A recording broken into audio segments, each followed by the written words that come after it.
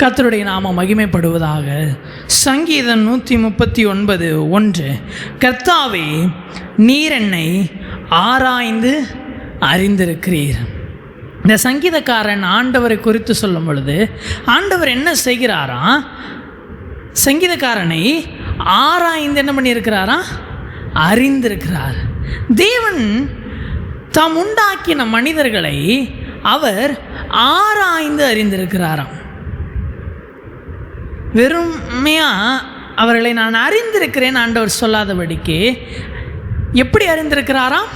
ஆராய்ந்து அறிந்திருக்கிறாராம். இவர் பேர் என்னவோ வருமே, இதுதான் இவர் பேர், எனக்கு தெரியுமே, அந்த அளவுக்கு இல்லை. ஆண்டவர் என்ன பண்ணியிருக்கிறாராம்? ஆராய்ந்திருக்கிறாராம். இங்கிலீஷில் சொன்னால் சர்ச் பண்ணியிருக்காராம், ரிசர்ச் பண்ணியிருக்காராம். நம்மளை குடித்து ஆராய்ச்சி செய்து வைத்திருக்கிறாராம். நம்மளை முழுவதுமாய் அப் டு பாட்டம் நம்ம எப்படிப்பட்டவன்னு தேவன் அதை குறித்து ஒரு ஆராய்ச்சி செஞ்சு, காலேஜிலலாம் நம்ம டிகிரி முடிக்கணும் அப்படின்னா ஏதாச்சும் ஒரு ரிசர்ச் பேப்பர் சப்மிட் பண்ணணும். அப்போ தான் என்ன பண்ணுவாங்க, அந்த டிகிரியை கொடுப்பாங்க. கடைசியாக நாங்கள் காலேஜ் முடிக்கும் போது ஒரு பேப்பர் சப்மிட் பண்ணணும், எதையாவது குறித்து நாங்கள் ஆராய்ச்சி பண்ணி. இப்போ நான் இங்கிலீஷ் எடுத்திருக்கேன்னா ஏதாவது ஒரு புத்தகத்தை எடுத்து அதில் என்ன சொல்ல வந்திருக்கிறாங்கன்னு சொல்லி ஒரு ஆராய்ச்சி கட்டுரை எழுதி நான் கொடுத்தா எனக்கு டிகிரி கிடைக்கும். இப்போ கெமிஸ்ட்ரி படிச்சிருக்காங்கன்னா அந்த கெமிக்கலில் ஏதோ புதுசாக ஒரு ஆராய்ச்சி பண்ணி கொடுத்தா அவங்களுக்கு அந்த டிகிரி. அதுபோல் தேவன் ஒவ்வொருத்தவங்களை குறித்தும் ஒரு ரிசர்ச் பேப்பர் ரெடி பண்ணியிருக்காராம், ஒரு ஆராய்ச்சி கட்டுரை எழுதி வச்சிருக்கிறாராம். சரி, எப்போ ஆண்டவர் இந்த ஆராய்ச்சியெல்லாம் மேற்கொண்டார்? என்கிட்ட ஆண்டவர் எதுவுமே கேட்கலையே, நான் ஆண்டவர்கிட்ட எதுவுமே சொல்லி எதை வச்சு ஆண்டவர் ரிசர்ச் பண்ணார்? எப்போ இந்த ரிசர்ச் நடந்துச்சுன்னு பைபிளில் ஒரு 3 காரியம் கொடுக்கப்பட்டிருக்கிறது.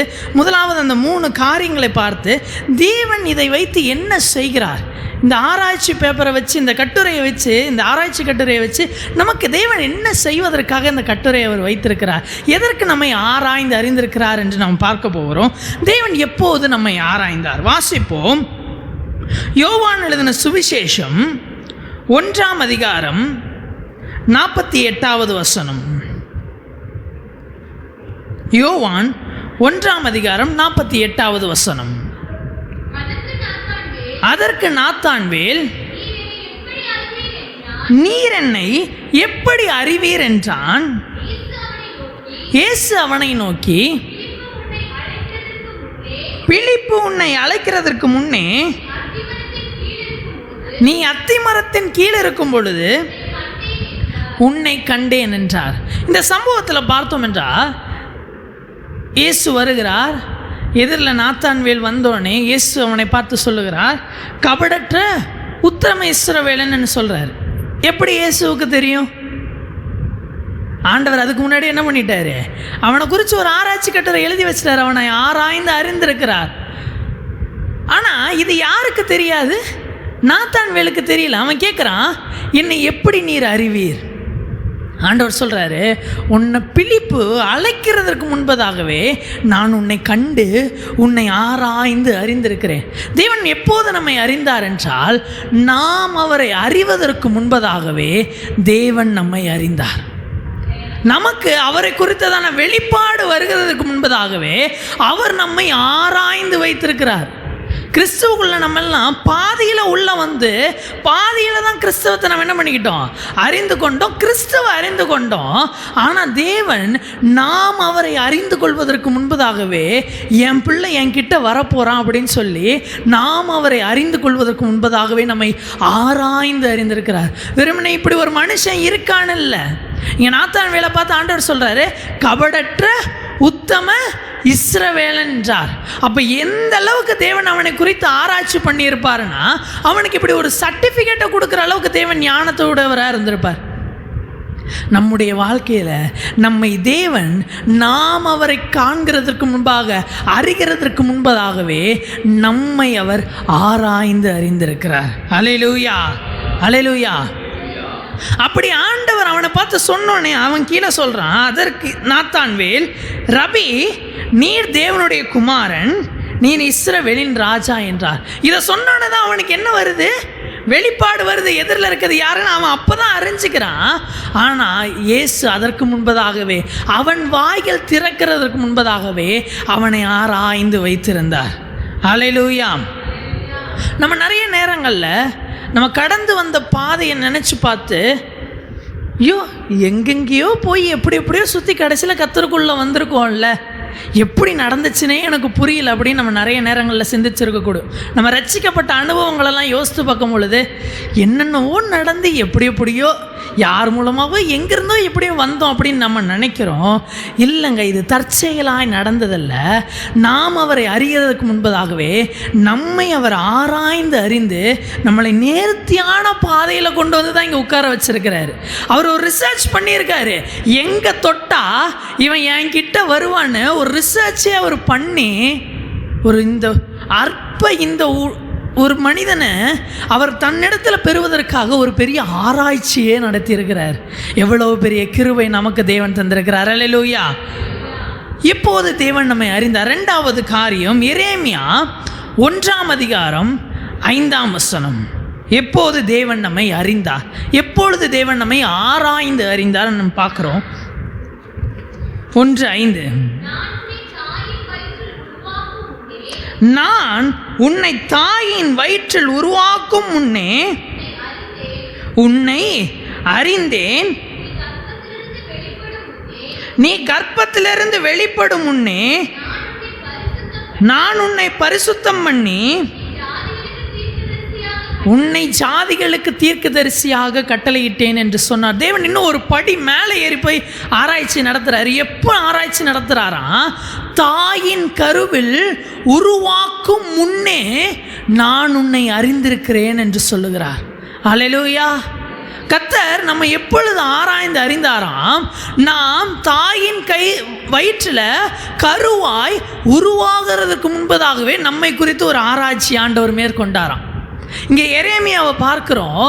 ஆண்டவர் அவன் இடத்துல சொல்றாரு, நீ தாயின் வயிற்றில் உருவாக்கும் முன்னே உன்னை அறிந்தேன், நீர் கர்ப்பத்திலிருந்து வெளிப்படும் முன்னே நான் உன்னை பரிசுத்தம் பண்ணி உன்னை ஜாதிகளுக்கு தீர்க்கதரிசியாக கட்டளையிட்டேன். இந்த ஆராய்ச்சியில் தான் ஆண்டவர் என்னென்ன பண்ணுறாராம், நம்ம எப்படிப்பட்டவங்க, நம்ம என்ன மாதிரி இருப்போம் அப்படின்னு ஆராய்ச்சி பண்ணி நமக்கான திட்டத்தையும் அப்போதே வகுத்துட்டாராம். இவன் தாயின் கருவில் உருவாகுவதற்கு முன்பதாகவே இவனை தீர்க்கதரிசி அப்படின்னு என்ன பண்ணியிருக்காரு ஆண்டவர்? ஆராய்ச்சி பண்ணி இவன் இதுக்கு தான் என்ன பண்ணுவான், சூட் ஆவான் அப்படின்னு அப்பயே வேறு பிரிச்சாராம். நான் கடந்த நாட்களில் செய்தியில் சொன்னேன், தாவீது ராஜாவை பெற்றான் அப்படின்னு தான் வேதத்தில் இருக்கும். யாரு? ஈசாய் தாவீது ராஜாவை பெற்றான் தான் இருக்கும், தாவீதை பெற்றான் இருக்காது. அவன் பிறக்கும் முன்பதாகவே, அவன் கருவேல தோன்றும் முன்னே தாவீது ஆண்டவர் என்ன பண்ணிட்டாரு, முழுசாக ஆராய்ச்சி பண்ணி அவன் அறிந்திருக்கிறாரு. எப்படி இவன் எதில் கொண்டு போய் வச்சா ஃபிட் ஆவான், ராஜாவாக கொண்டு வச்சா எனக்கு பிரியமாக இருப்பான்னு தாயின் கருவேல உருவாகுவதற்கு முன்பதாகவே நம்மை ஆராய்ந்து அறிந்த தேவன் அவர். அல்லேலூயா. மூன்றாவது, இன்னும் ஒரு கட்டம் மேலே ஏறி போய் ஆண்டவர் ஆராய்ச்சி பண்றாரு. மூன்றாவது, எப்போது நம்மை தேவன் அறிந்தார்? எபேசியர் 1:, எபேசியருக்கு எழுதின நிருபம் 1:4 தமக்கு முன்பாக அன்பில் பரிசுத்தமுள்ளவர்களும் குற்றமில்லாதவர்களுமாய் இருப்பதற்கு அவர் உலக தோற்றத்திற்கு முன்னே கிறிஸ்துவுக்குள் நம்மை தெரிந்து கொண்டபடியினாலே. இந்த வசனம் சொல்லுது, நம்மை தேவன் எப்போது கண்டு ஆராய்ந்து அவருக்குன்னு தெரிந்தெடுத்தாராம்? உலகம் தோன்றுவதற்கு முன்பதாகவே. இந்த உலக அண்ட சராசரங்களை தேவன் படைக்கிறதுக்கு முன்பதாகவே நம்மை அவர் அறிந்திருக்கிறாராம். யார்? அதுலேயும் விசேஷமாக இங்கே யாரை குறித்து குறிப்பிடப்படுதுன்னா, புதிய ஏற்பாட்டு சபையை குறித்து குறிப்பிடப்படுது. கிறிஸ்துவுக்குள் நம்மை தெரிந்து கொண்டபடியே அப்படின்னு வேதம் சொல்லுகிறது.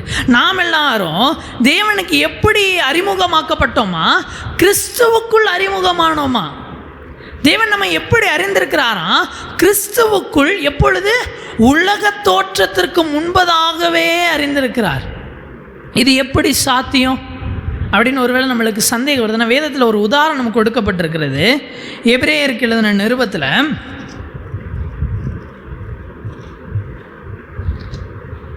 எபிரேயருக்கு எழுதின நிருபம்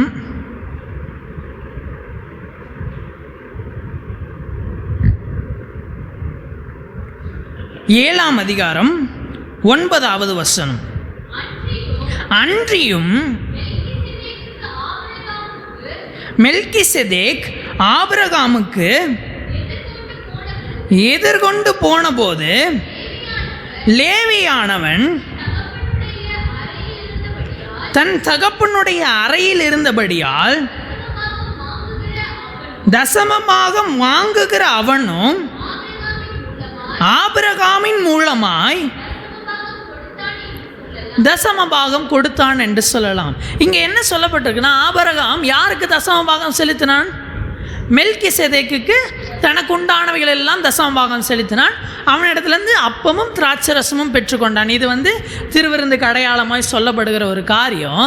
இதில் இந்த ஆக்கியோன் என்ன எழுதுறாருன்னா, லேவியானவன் தன் தகப்பனுடைய அறையில் இருந்தபடியால். லேவிக்கு தகப்பன் யாரு? லேவி யாருக்கு பிறந்த பிள்ளை? யாக்கோபுக்கு. யாக்கோபு யாருக்கு பிறந்த பிள்ளை? ஈசாக்கு. ஈசாக்கு யாருக்கு பிறந்த பிள்ளை? ஆபிரகாம். ஆபிரகாம்லேருந்து வந்தது தான் யார்? ஈசாக்கு. ஈசாக்குலேருந்து வந்தது தான் யார்? யாக்கோபு. யாக்கோபுலேருந்து வந்தது தான் லேவி. அப்போது இவங்க எல்லாரும் இப்போ யாருக்குள்ளே இருக்காங்க? ஆபிரகாமுக்குள்ளே இருக்காங்க. ஆபிரகாமிலேருந்து வெளிப்பட்டவர்கள் தான் இவங்கெல்லாம். அதனால் ஆபிரகாமுக்கு உள்ளே இவங்க இருந்ததுனால லேவியானவன் மெல்கிசேதேக்குக்கு தசமபாகம் செலுத்தினானா. ஏன்னா யாருக்குள்ளே தான் லேவி இப்போ இருக்கான்?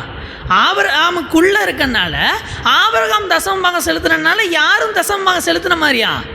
லேவியும் செலுத்தின மாதிரியா? அதே போல தான் ஆதியிலே வார்த்தை இருந்தது, அந்த வார்த்தை தேவனிடத்தில் இருந்தது, அந்த வார்த்தை தேவனாய் இருந்தது என்று சொல்லப்பட்டிருக்கிறது. பிதா இயேசுவை ஆதியிலே அறிந்திருந்தபடியால் அந்த கிறிஸ்துவுக்கு உள்ளாக இருந்த நம்மை தேவன் உலக தோற்றத்துக்கு முன்பதாகவே அறிந்திருந்தாராம். அல்லேலூயா! எவ்வளவு பெரிய அதிசயமான ஒரு ரகசியம் இந்த வேதத்துக்குள்ள இருக்கு பாரு. தேவன் நம்மை எப்போது அறிந்திருக்கிறார்? அவரை நாம் அறிகிறதற்கு முன்பதாகவே அவர் நம்மை அறிந்தார். நாம் தாயின் கருவிலே உருவாவதற்கு முன்பதாகவே அவர் நம்மை ஆராய்ந்து அறிந்தார். இந்த உலக தோற்றம் உண்டாவதற்கு முன்பதாகவே கிறிஸ்துவின் மூலமாய் நம்மை தெரிந்தெடுத்திருக்கிறார். நம்மை ஆராய்ந்து அறிந்து அவர் அன்பிலே நாம் இப்படி மூழ்கி பூரணப்பட்டு சபையிலே ஒன்று கூடி அவரை ஆராதிக்கும்படியாக நம்மை தெரிந்தும் எடுத்திருக்கிறார். ஹல்லேலூயா, ஹல்லேலூயா. நம்முடைய எவற்றையெல்லாம் அவர் ஆராய்ந்திருக்கிறார். அதனால் நமக்கு அவர் என்ன செய்ய போகிறார் அப்படின்ட்டு ஒரு 3 காரியம் இந்த வேதத்திலேருந்து பார்த்து நாம் இந்த இடத்த விட்டு கடந்து போகிறோம். முதலாவது வாசிப்போம். மத்தேயு எழுதின சுவிசேஷம் 7ஆம் அதிகாரம் 11ஆம் வசனம். எவற்றை அவர் ஆராய்ந்து அறிந்திருக்கிறார், அதனால் நமக்கு அவர் என்ன செய்ய போகிறார்? 7ஆம் அதிகாரம் 11ஆம் வசனம். ஆகையால் பொல்லாதவர்களாகிய நீங்கள் உங்கள் பிள்ளைகளுக்கு நல்ல ஈவுகளை கொடுக்க அறிந்திருக்கும் பொழுது பரலோகத்தில் இருக்கிற உங்கள் பிதா தம்மிடத்தில் வேண்டிக் கொள்ளுகிறவர்களுக்கு நன்மையானவைகளை கொடுப்பது அதிக நிச்சயம் அல்லவா? இந்த பகுதியில் சொல்லப்பட்டிருக்குது, பொல்லாதவர்களாகிய நீங்கள் உங்கள் பிள்ளைகளுக்கு நல்ல ஈவுகளை கொடுக்க அறிந்திருக்கும் பொழுது. தேவன் நம்மிடத்தில் ஆராய்ந்து எவற்றையெல்லாம் அறிந்திருக்கிறார் என்றால் நம்முடைய தேவைகளை அவர் அறிந்திருக்கிறார். முதலாவது, தேவன் நம்மளே ஆராய்ந்து நமக்கு உண்டான தேவைகள் அனைத்தையும் அவர் அறிந்திருக்கிறார். இதை அறிந்து மட்டுமா வைத்தார்? அவர் இன்னொன்று செஞ்சார். என்ன பண்ணார்? ஆராய்ந்தும் இருக்கிறார் என்று வேதம் சொல்லுகிறது அல்லவா? அவர் ஆராய்ந்ததுனாலே இன்னொன்று கூட இதில் சேர்த்து செய்கிறாரு. இதில் என்ன சொல்லப்பட்டிருக்கு? தம்மிடத்தில் வேண்டிக் கொள்ளுகிறவர்களுக்கு நன்மையானவைகளை கொடுப்பது அதிக நிச்சயம் அல்லவா? அறிந்ததுனால ஆண்டவர் சொல்கிறாரு, என்கிட்ட வேண்டிக்கிட்டா நான் என்ன பண்ணிடுவேன்? நன்மையானதை என்ன பண்ணிடுவேன்? கொடுத்துருவேன். அவர் ஆராய்ந்தும் இருக்கிறபடினால இன்னொன்று செய்கிறாரு. ரோமருக்கு எழுதின நிருபம் 8ஆம் அதிகாரம் 26, 27. அந்தபடியே ஆவியானவரும் நமது பலவீனங்களில் நமக்கு உதவி செய்கிறார். நாம் ஏற்றபடி வேண்டிக் கொள்ள வேண்டியது என்ன என்று அறியாமல் இருக்கிறபடியால் ஆவியானவர் தாமே வாக்கு கடங்காத பெருமூச்சுகளோடு நமக்காக வேண்டுதல் செய்கிறார். ஆவியானவர் தேவனுடைய சித்தத்தின்படியே பரிசுத்தவான்களுக்காக வேண்டுதல் செய்கிறபடியால் இருதயங்களை ஆராய்ந்து பார்க்கிறவர் ஆவியின் சிந்தை இன்னதென்று அறிவார். தேவன் நம்மை அறிந்ததோடு மாத்திரமல்ல, நம்மை ஆராய்ந்து வைத்திருக்கிறதுனால நம்முடைய தேவை இன்னதென்று அறிந்திருக்கிறார். வேண்டுதல் செஞ்சால் அதை தந்துருவார். ஆனால் நமக்கு என்னமும் தெரியாது, வேண்டுதல் செய்யவும் தெரியாதபடினாலே நமக்காக அவர் வாக்கு கடங்காத பெருமூச்சுகளோடு வேண்டுதலும் செய்கிறாராம். நம்மை ஆராய்ந்து அறிந்திருக்கிறபடியினாலே நமக்காக அவரே வேண்டுதல் செய்து நமக்கு நன்மையானதை நம்முடைய வாழ்க்கையில் பெற்றுத்தர உண்மையுள்ளவராக நம்முடைய வாழ்க்கையில் இருக்கிறார். அதான் சொல்லப்பட்டிருக்கு, இருதயங்களை ஆராய்ந்து பார்க்கிறவர் ஆவியின் சிந்தை இன்னதென்று அறிவார். நம்ம ஆவியில் என்னென்ன சிந்தை வைத்திருக்கிறோம், என்னென்ன யோசனைகள் இருக்கின்றது எல்லாத்தையும் அவர் ஆராய்ந்து அறிந்து அதன் மூலமாக நமக்கு வேண்டியது இன்னதென்று அவரே வாக்கு கடங்காத பெருமூச்சுகளோடு வேண்டுதல் செய்து பரமண்டலத்தில் இருக்கிற பிதாவின் இடத்திலிருந்து நன்மையான ஈவுகளை பெற்று தருகிறார். இதற்காகவே நம்மை அவர் ஆராய்ந்து அறிந்திருக்கிறார். ஏன் தேவன் நம்மை ஆராய்ந்து அறிந்திருக்கிறார்? எதற்காக இந்த ஆராய்ச்சி? இரண்டாவது காரியம், எதை நம்மளிடத்தில் ஆராய்ந்து நமக்கு என்ன செய்கிறார்? வாசிப்போம். வெளிப்படுத்தின விசேஷம் 3ஆவது அதிகாரம் 8வது வசனம். வெளிப்படுத்தின விசேஷம் 3ஆவது அதிகாரம் 8வது வசனம். உன் கிரியைகளை அறிந்திருக்கிறேன், உனக்கு கொஞ்சம் பலன் இருந்தும் நீ என் நாமத்தை மறுதலியாமல் என் வசனத்தை கை கொண்டபடியினாலே இதோ திறந்த வாசலை உனக்கு முன்பாக வைத்திருக்கிறேன், அதை ஒருவனும் பூட்ட மாட்டான். இரண்டாவதாக தேவன் நம்மிடத்தில் என்ன ஆராய்ச்சி செய்தார் என்றால், நம்முடைய கிரியைகளை ஆராய்ச்சி செய்கிறார். நம்முடைய நடக்கைகள், நாம் என்ன செய்கிறோம். அதான் சங்கீதக்காரன் இந்த 139ஆம் சங்கீதத்தில் சொல்லுகிறான், என் உட்காருதலையும் எழுந்திருக்கிறதிலையும் நீர் அறிகிறீர், என் நினைவுகளை தூரத்திலிருந்து அறிவீர், நான் நடந்தாலும் படுத்தாலும் என்னை சூழ்ந்திருக்கிறீர், என் வழிகளெல்லாம் உமக்கு தெரியும், என் நாவில் சொல் பிறவாதற்கு முன்னே இதோ கர்த்தாவே அதையெல்லாம் நீர் அறிந்திருக்கிறீர். தேவன் எதை நம்ம இடத்துல ஆராய்ச்சி செய்து வைத்திருக்கிறாராம்? நம்முடைய கிரியைகள், நம்முடைய நடக்கைகள், நம்முடைய உட்காருதல், நம்முடைய எழுந்திருக்கிறது, இது எல்லாத்தையும் தேவன் ஆராய்ச்சி செய்து வைத்திருக்கிறாராம். ஏன்? நம்முடைய கிரியைகளில் இருக்கிற நன்மைக்கு தக்கதாக நமக்கு பலன் அளிக்கிறதற்காக. அதான் அந்த சபையை பார்த்து சொல்லுகிறார், இதோ திறந்த வாசலை உனக்கு முன்பாக வைத்திருக்கிறேன். ஏன்னா அந்த சபையுடைய எதை ஆராய்ச்சி பண்ணியிருக்கிறாரா ஆண்டவர்? எதை அறிந்திருக்கிறாரா? கிரியைகளை அறிந்திருக்கிறார். இந்த கிரியைகள், நம்முடைய கிரியைகள் கர்த்தருக்கு முன்பதாக பிரியமாக இருக்குமானால், அவர் ஆராய்ச்சி செய்து பார்க்கிற கிரியைகள் எல்லாம் அவருக்கு முன்பதாக பிரீதியாக இருக்குமானால், அவர் நமக்கு திறந்த வாசலை ஏற்படுத்துவதற்காக இந்த ஆராய்ச்சியை நம்ம இடத்துல செய்து கொண்டிருக்கிறார். கர்த்தருக்கு முன்பாக நம்முடைய நடக்கைகளை, நம்முடைய உட்காருதலை, நாம் எந்த இடத்துல உட்காரோம்? பரியாசக்காரர் உட்காரும் இடத்துல உட்காரோமா? பாவிகளுடைய வழியில் நிற்கிறோமா? நடக்கிறோமா? நம்முடைய நடக்கை, நம்முடைய கிரியைகள் எப்படி இருக்குன்ற நம் ஜாக்கிரதை உள்ளவர்களாக இருக்க வேண்டும். ஏனென்றால் தேவன் அதை ஆராய்ந்து கொண்டிருக்கிறார். அதை ஆராய்ச்சி செய்து பார்த்துட்டு இருக்காரு. அதை வச்சு ஒரு ரிப்போர்ட் ரெடி பண்ணிக்கிட்டு இருக்காரு. இவனுக்கு திறந்த வாசலை கொடுக்கலாமா கூடாதான்னு சொல்லி அதற்கு ஒரு ரிப்போர்ட் ரெடி பண்ணுறக்காக நம்முடைய கிரியைகள் ஒவ்வொன்றையும் கர்த்தர் உற்று கவனித்து கொண்டிருக்கிறார். அதை ஆராய்ந்து கொண்டிருக்கிறார். அதை அறிந்து வைத்திருக்கிறார். நம்முடைய வாழ்க்கையில் எத்தனை பேரை பார்த்து தேவன் சொல்ல முடியும், இதோ உனக்கு முன்பாக திறந்த வாசலை வைத்திருக்கிறேன்? நம்முடைய நடக்கைகள் எப்படிப்பட்டதா இருக்கு? மூடின வாசலுக்கு நேராக நம்மளை கொண்டு போகுதா, இல்லை திறந்த வாசலுக்கு நேராக நம்மை நடத்துகிறதா என்று நாம் ஜாக்கிரதை உள்ளவர்களாக இருக்க வேண்டும். இந்த நாளிலிருந்து நம்முடைய நடக்கைகளை கர்த்தருக்கு முன்பாக செவ்வையாய் வைத்துக்கொள்வோம். அதான் வேதம் சொல்லுகிறது, கர்த்தருடைய வசனம் நம்முடைய கால்களுக்கு தீபமும் பாதைக்கு வெளிச்சமுமாக இருக்கிறது. நம் வசனத்திலே நடக்கிறோமா? நம்முடைய நடக்கை வசனத்தின் ரீதியாக இருக்கிறதா என்பதை நாம் ஆராய்ந்து பார்க்க வேண்டும்.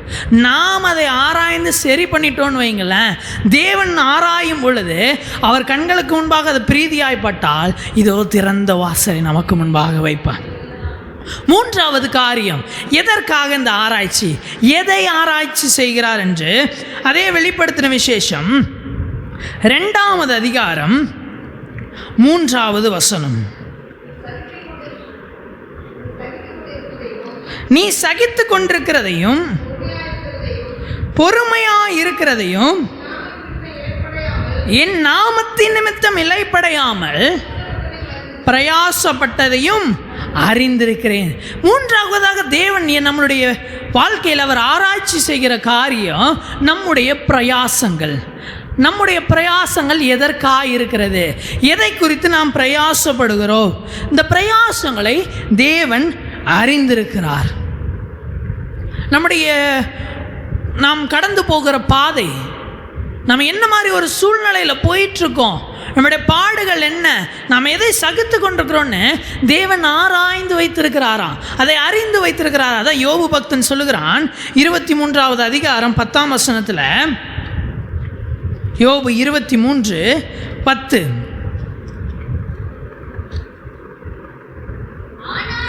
ஆனாலும்